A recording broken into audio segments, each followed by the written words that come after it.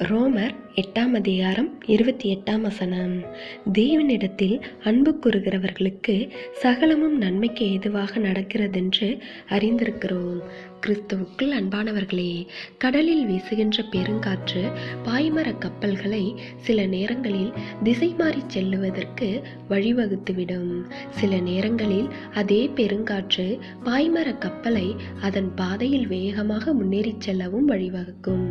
ஆம், அந்த பெருங்காற்று ஒரு சில நேரங்களில் நன்மைகளை உண்டு பண்ணும். அதுபோலதான் பலருடைய ஆவிக்குரிய வாழ்க்கை வேகமற்றதாக இருக்கும். அதில் எந்த முன்னேற்றமும் இருப்பதில்லை. அதற்கு ஒரு விதத்தில் பிரச்சனைகளற்ற சூழ்நிலையில் வாழ்வதும் காரணமாகின்றது. ஆம், அமைதியான சூழ்நிலை அனைத்தையும் வேகமிழக்க செய்துவிடுகின்றது. எனவே சில சமயம் எதிர்காற்று வீசுவதும் அதன் மூலமாக அங்கே இருக்கும் மந்த நிலையை களைவதும் அவசியம். எனவே தேவ பிள்ளைகளே, வாழ்க்கை பாதையில் சில எதிர்பாராத சோதனைகளும் பாடுகளும் பெரும் காற்றுகளாக மாறி நமக்கு எதிராக வீசுவது போல தோன்றினாலும் சில நேரங்களில் அவைகள் நமக்கு நன்மையாகவே முடியும்.